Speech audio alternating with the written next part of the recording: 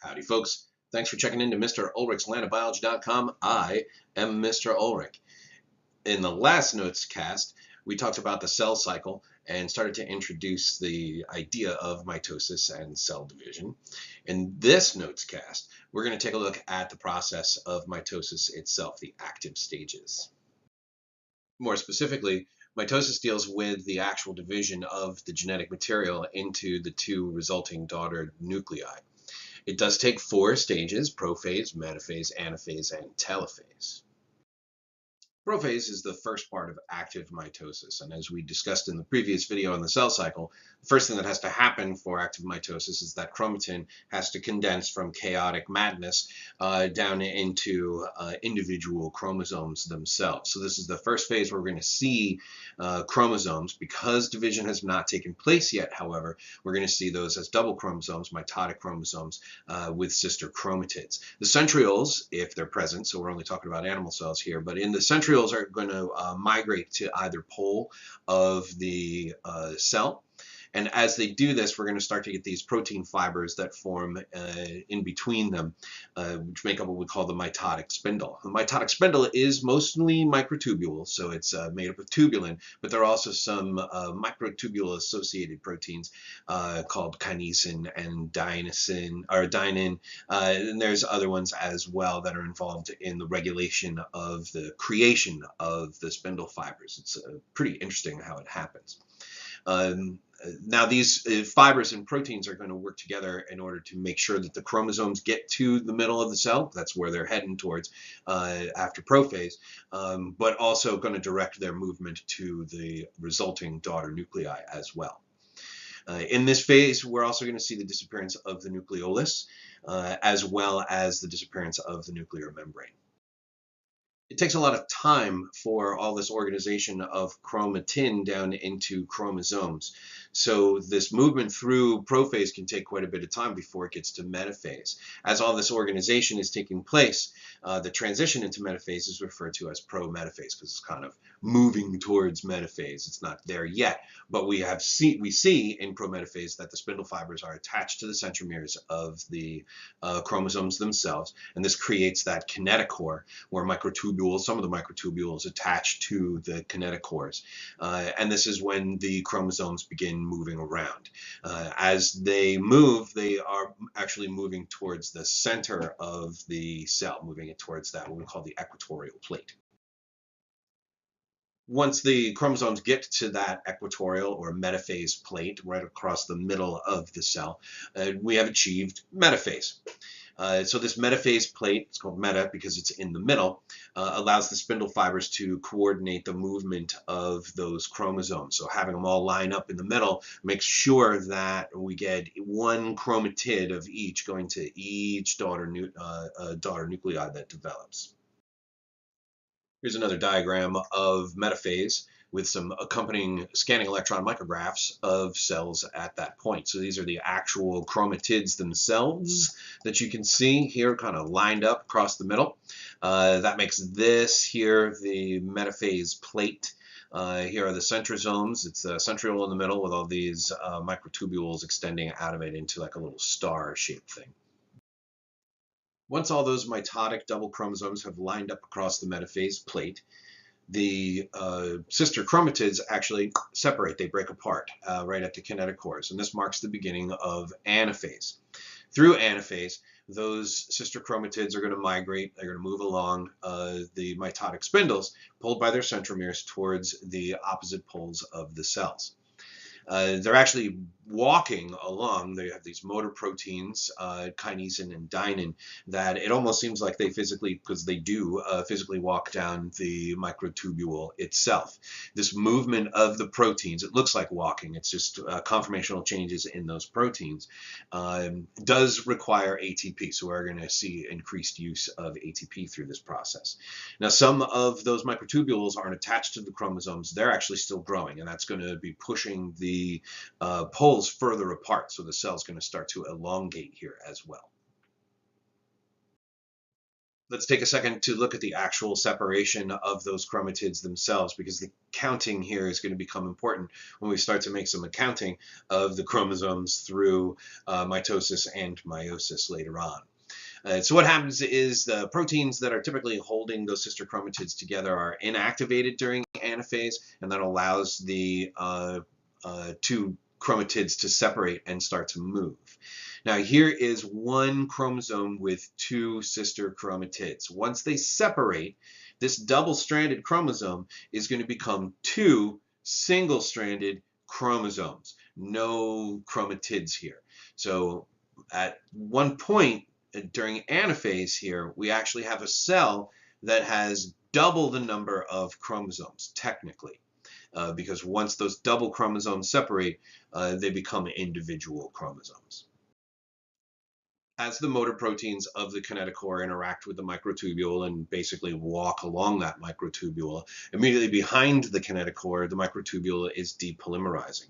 So that though it may look like the chromosome is being pulled by the spindle fiber, like the centriole is like reeling it in like a fishing line or something like that, an experiment was done where the spindle fibers were actually marked at one point, and as anaphase proceeded, as you can see in these different slides, that marked portion did not move with the chromosomes.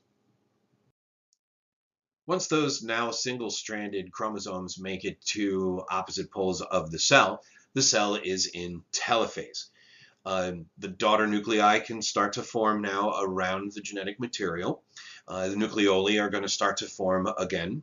The chromosomes are going to start to disperse. You can't really see them anymore as individual strands of or clumps of DNA. And we see the spindle fibers start to break down. This really marks the end of mitosis, but it's not the end of cell division, because again, we have to get all of those other cellular material, the organelles and the cytoplasmic material, into each daughter cell. So now we're going to see cytokinesis begin. Cytokinesis is where we're going to actually see the cell begin to pinch together and form two new cells. In animal cells, a belt of actin microfilaments from the cytoskeleton starts to form around the equator of the cell, and as that starts to constrict and get shorter and shorter, what's called a cleavage furrow forms, and that's what's actually going to, like a string tightening a string around a balloon, it's going to pinch that cell into two. Again, there were the diagrams. Now here's an actual picture so you can see what the cleavage furrow actually looks like as the cell begins to go through cytokinesis. In order to find pictures of cells going through active mitosis, we have to find groups of cells that are dividing very quickly. A good place to look for these is in embryos. Classically, we show these pictures of mitosis in whitefish embryos. The blastula is a stage of embryonic development. Here in interphase, you can see the cell membrane is intact. Here in prophase, we start to see all the chromosomes around here. We have metaphase with a clear lining up across the metaphase plate. Anaphase is a little tough to see, but the legs are starting to come apart a little bit here. Telophase, the group of genetic material chromosomes here has gotten basically to the aster itself. So this is where the pole of the new cell is.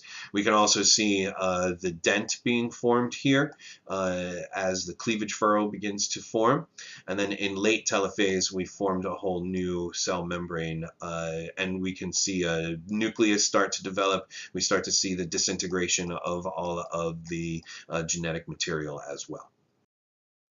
These images have been computer enhanced with color so that you can see the green spindle fibers, or I should say microtubules. You can see the genetic material as it forms in blue, pretty clearly seen in these images. Cytokinesis in plants is going to be a little bit different because they have a cell wall that they have to deal with. So we're not going to be having any pinchy end of the bubbly material of just the membrane. Here what happens is vesicles that are created by the Golgi apparatus migrate to the metaphase plate. They're all going to kind of line up and then fuse, and so what we get as they fuse is, instead of individual bubbles, you get two lines of membrane. In between the membrane is where that new cell wall is going to be laid down. This micrograph, you can clearly see the individual vesicles that are lining up across the equatorial plate there. Here's one nucleus, here's the other nucleus, and here's all those vesicles along the equatorial plate. Here's some plant cells going through mitosis, different phases. They've been stained so that you don't really see the cell wall, but you do see the spindle fibers and the genetic material itself. Clearly, you can see each of the standard hallmarks of each of the phases, the chromatin in interphase, the chromosomes in prophase, the lining up across the metaphase plate in metaphase, separation in anaphase, and the formation of two new nuclei, two new cells during telophase. Here we have the classic allium meristematic tissue photograph, better known as an onion root tip. The root tips are, and the stem tips are the places where the plant is actually growing. So we're going to see lots of cell division and mitosis going on. And in this shot, we can see each phase of mitosis pretty clearly. Let's see, here we got a good nucleus that's formed, but it's getting a little grainy. But this is certainly in interphase. Once we start to get the development of the chromosomes, you can see the individual legs here in this prophase cell. And then they line up across the equatorial plate. Here's a nice equatorial plate right here. So that's metaphase. Anaphase here, we can see that they're starting to separate. We have like two lines of chromosomes. And then down here, I have some late telophase going on. Oh, here's a better telophase right here. Up here is a good telophase. You can see the chromosomes have made it to either pole of the cell. And then down here, I have late telophase, where the genetic material, you can't even really see it anymore. So these are two cells that are basically in interphase now. Always want to take a look at the evolutionary trajectory of mitosis. And if we do this, we should probably look back at the simple cells, the prokaryotes, and how they do that. It's very, very simple in that we get replication of the DNA. The cell elongates. We get some proteins that form a ring, and that causes the pinching off between the cells. And there we go. It's a little easier. They don't have membrane-bound organelles that they have to organize and get the material. So basically, it's just cut off the cytoplasm, and you're going to have the parts that are necessary. As we look at how different, more primitive organisms go through mitosis, we can kind of see a progression, a possible evolutionary progression of different stages of the development of eukaryote mitosis. When we look at simple eukaryotes like dinoflagellates and protists, their mitosis is still taking place within a nuclear envelope.